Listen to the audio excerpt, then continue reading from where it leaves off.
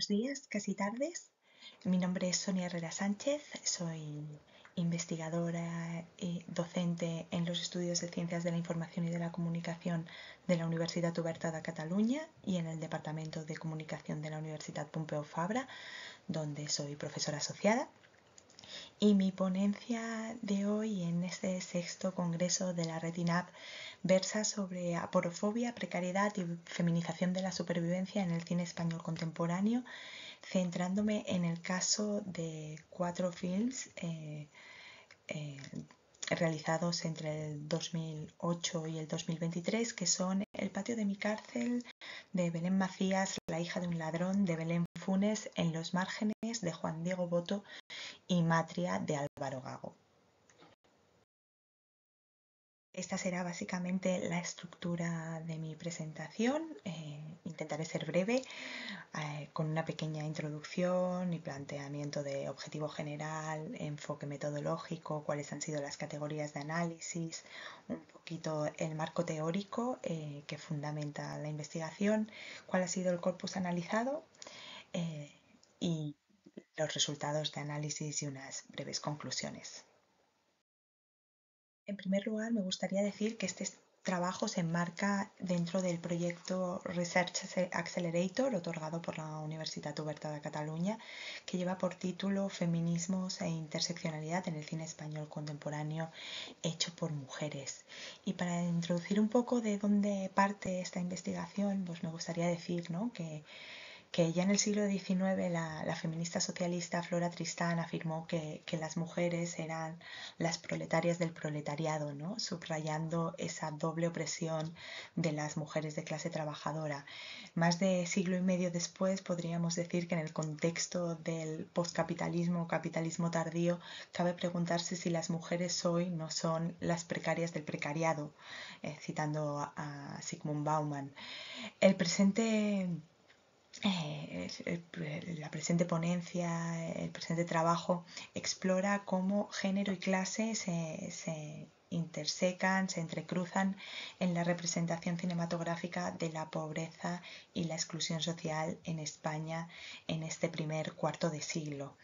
En este trabajo se analiza cómo estas 4 películas españolas recientes, El patio de mi cárcel, La hija de un ladrón, En los márgenes y Matria, articulan narrativas sobre la supervivencia de mujeres en contextos de vulnerabilidad social y laboral, y a partir de un enfoque feminista interseccional se examinarán las estrategias narrativas y estéticas de estos filmes para visibilizar la feminización de la pobreza y la posible lucha que suponen estos relatos contra la aporofobia como forma de violencia estructural.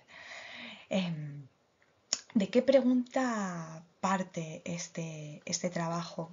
Pues al visionar estas películas y revisionarlas me surgía la pregunta de qué tenían en común Isa, Sara, Azucena o Ramona, las protagonistas de estos relatos, y la respuesta sería que todas son protagonistas femeninas en relatos audiovisuales de exclusión, pero a su vez de resistencia dentro del cine español contemporáneo.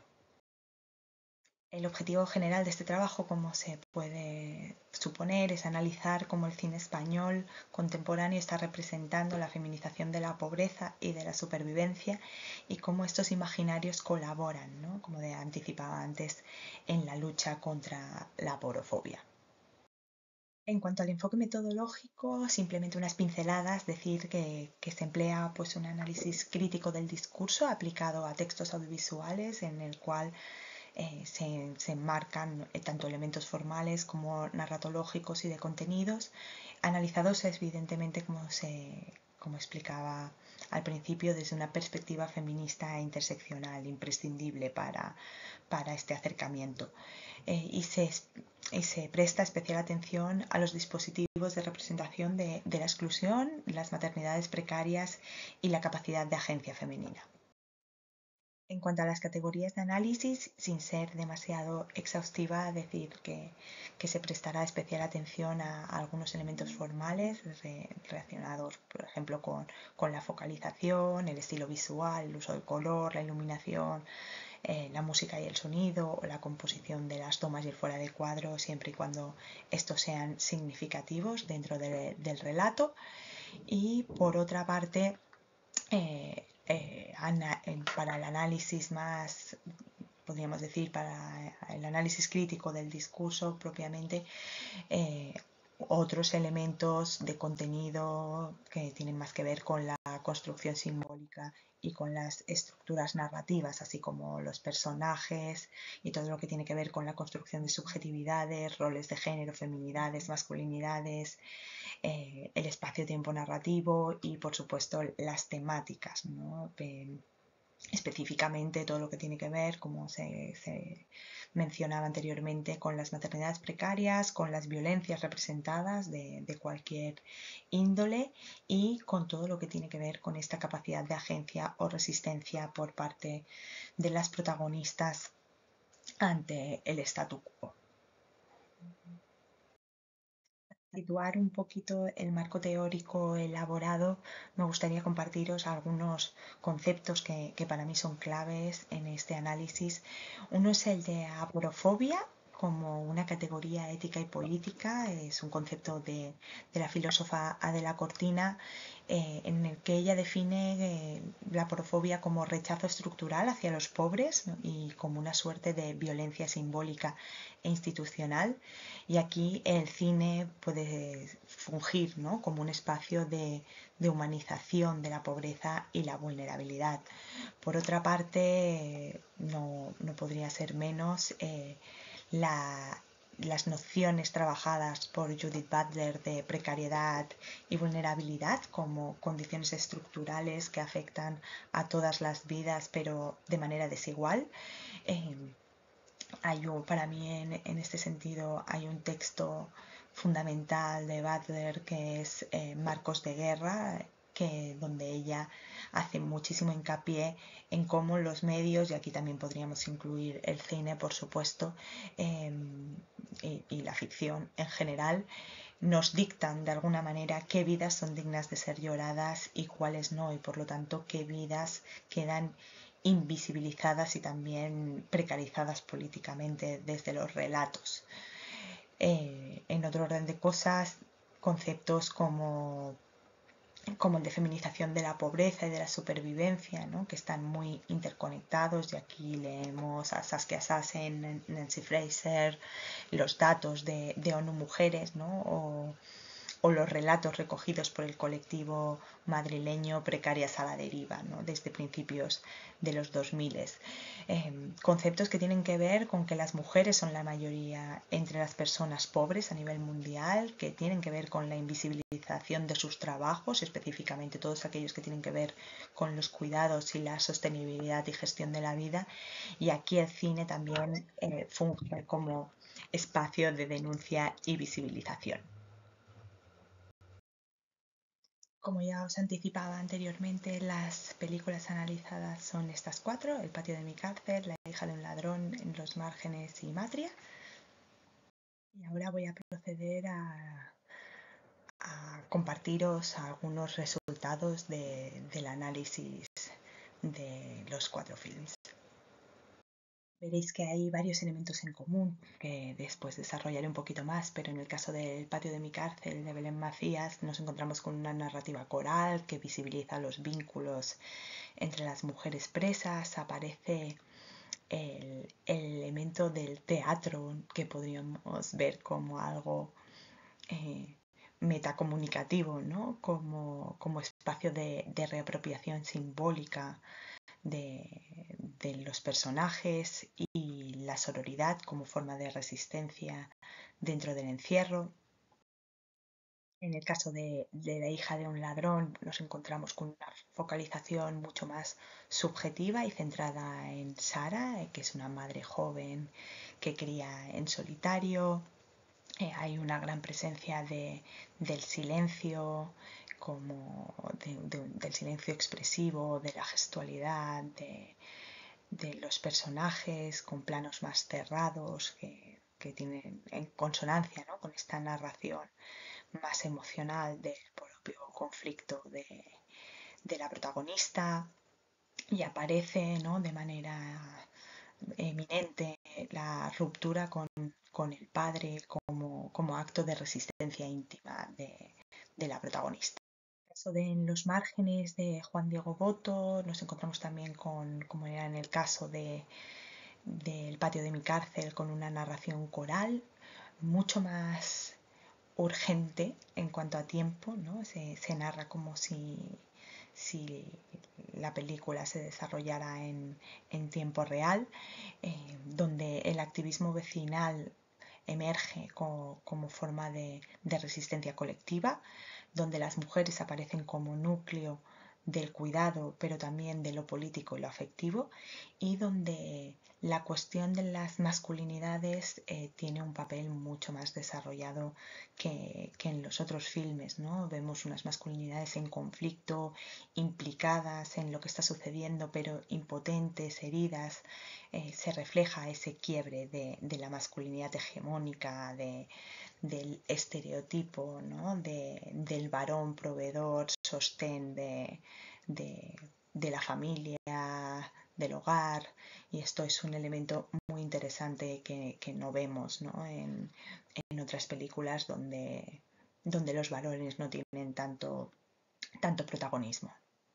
Por último, en el caso de Matria, de Álvaro Gago, que es una de las películas más recientes, nos encontramos con la figura de Ramona, ¿no? Una mujer desgastada, eh, frustrada por la precariedad laboral en la que vive, y también por unas relaciones materno-filiales pues distantes, como vemos aquí, con relaciones con esas masculinidades hegemónicas, explotadoras, relaciones de abuso, etcétera, y nos encontramos a nivel formal, ¿no? Con una cámara más pegada al cuerpo, planos cerrados, también sonido ambiente. Los elementos comunes que encontramos en las cuatro películas, por un lado, en cuanto a lo que tiene que ver con la narrativa y los personajes, eh, ese, eh, esa focalización subjetiva o coral, ¿no? Dependiendo del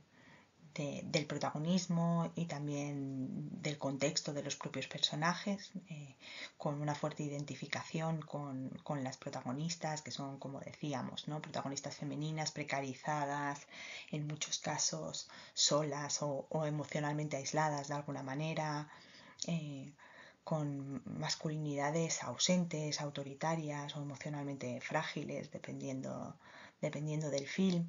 Y en lo que tiene que ver con las temáticas y los acontecimientos, los conflictos, destaca, ¿no? La precariedad estructural, laboral, habitacional, emocional. Podríamos seguir enumerando otras muchas, una invisibilización de los cuidados como trabajo vital, ¿no? Que es parte del lastre de todas las protagonistas, y las mujeres como eje a su vez de los vínculos afectivos y comunitarios. Y realizando una comparativa somera, si se quiere, ¿no? Atendiendo especialmente a la autoría, podríamos decir que la autoría de las cuatro películas analizadas marca diferencias significativas en la representación de estas subjetividades precarias y de los vínculos afectivos, y así en las obras dirigidas por mujeres, como son El patio de mi cárcel y La hija de un ladrón, la construcción de las protagonistas está profundamente ligada a una mirada íntima, sensible y sin idealizaciones. Por otra parte, en la primera el foco coral permite explorar múltiples formas de feminidad rotas por la exclusión y sostenidas por la sororidad, y en la segunda esa cámara también pegada al cuerpo de Sara ofrece una visión introspectiva del cansancio emocional de la protagonista, de esa maternidad en solitario, la necesidad de cortar con los vínculos masculinos tóxicos encarnados en la figura del padre. Por otra parte, en Los márgenes, que sería, podríamos decir, de autoría mixta, ya que está coescrita por el propio director Juan Diego Boto y la periodista Olga Rodríguez. Esta autoría mixta articula otra narrativa coral, pero comprometida políticamente y emocionalmente también muy plural. Aquí las mujeres desde su fragilidad o desde el activismo también emergen como nodos afectivos que sostienen a la comunidad, mientras que las masculinidades aparecen implicadas, pero como decíamos antes, heridas o sobrepasadas por la situación y por el sistema. Y finalmente en Matria, Álvaro Gago construye una protagonista poderosa y contradictoria, marcada por ese agotamiento físico y esa frustración afectiva, pero está narrada desde una mirada masculina, innegable, y aunque empática con el sufrimiento y el contexto de la protagonista, mantiene como una cierta distancia emocional, ¿no? La feminidad de aquí de Ramona es cruda, es muy corporal, mientras que las figuras masculinas que la rodean refuerzan las dinámicas de control y desapego tradicionales. Y así, mientras las autorías femeninas y mixtas tienden a abrir, ¿no?, espacio para la agencia emocional, los cuidados, la resistencia afectiva, en el caso de Álvaro Gago se centra más en la exposición del cuerpo y el peso material, ¿no?, de esa supervivencia de Ramona. Tendencia general, podríamos decir, ¿no?, que en este caso la autoría influye en la representación de los cuidados, las emociones y las formas de resistencia, y mientras que las mujeres narran desde dentro y con esa afectividad, la mirada masculina tiende a priorizar lo físico, lo observable, el conflicto estructural. Voy acabando. Como conclusiones, esto no deja de ser una muestra de una tendencia mucho más amplia, probablemente inaugurada ya con Solas de Benito Zambrano a finales del pasado siglo, ¿no?, y que incluiría otras películas como La estrella de Alberto Aranda, Techo y comida de Juan Miguel del Castillo, Chavalas de Carol Rodríguez Colás o Ama, más recientemente, de Julia de Paz. Entre otros títulos, ¿no? Pero las películas analizadas construyen, a fin de cuentas, o ejemplifican esta contranarrativa que visibiliza la exclusión social desde la intersección clase-género, pero también muestran formas de resistencia íntima y colectiva donde la vulnerabilidad se transforma en esa capacidad de agencia y resistencia de la que hemos venido hablando. Con 4 conclusiones pequeñitas, ¿no? Que el cine visibiliza lo que el sistema oculta, ¿no?, estas vidas precarias y valiosas a su vez, que las mujeres pobres son representadas como sujetas con agencia, no solo como víctimas, que la exclusión tiene rostro de mujer, pero también lo tiene la resistencia, y que estas narrativas audiovisuales rompen con el silencio y ayudan a generar empatía. Podríamos decir que el cine no reproduce la realidad solamente, ¿no?, sino que la interroga, la interpela, la transforma frente a un sistema que margina, invisibiliza o estetiza el dolor, como hemos visto en tantos casos. El cine social y en particular el cine hecho desde o hacia las mujeres en estos márgenes de nuestras sociedades se convierte en una forma de resistencia, ¿no? Contar lo que duele es ya en sí mismo un acto político, ¿no? En cada plano, en cada silencio, en cada encuadre corporal o en cada espacio precario que, que, que se narra, que se visibiliza en estas películas, habita a su vez una grieta, ¿no?, por donde se filtra lo político, lo ineludible, lo real. Contar la vida de las otras, de las mujeres de los barrios, de las periferias, de las obreras, las desempleadas, las desahuciadas, las de los bancos de alimentos, las trabajadoras domésticas, las migradas. No es solo narrar desde abajo, podríamos decir que es una forma de sostener la vida en común, de tejer memoria, justicia, cuidados y también porvenir a través de la propia imagen fílmica. Sé que me estoy alargando, pero quisiera acabar con esta frase del colectivo Precarias a la Deriva que dice lo siguiente: más que precariedad habría que hablar de pobreza de solemnidad. Nuestros sueldos están por debajo del umbral de la pobreza y si sobrevivimos es materialmente porque llevamos a cabo todo tipo de prácticas legales e ilegales para poner recursos en común: ocupación de la vivienda, redes de apoyo afectivas, familiares, reapropiaciones de comida, de libros, de luz, y espiritualmente porque nos sostienen las ganas de luchar y de transformar lo que nos rodea. Muchísimas gracias y disculpad que me haya extendido.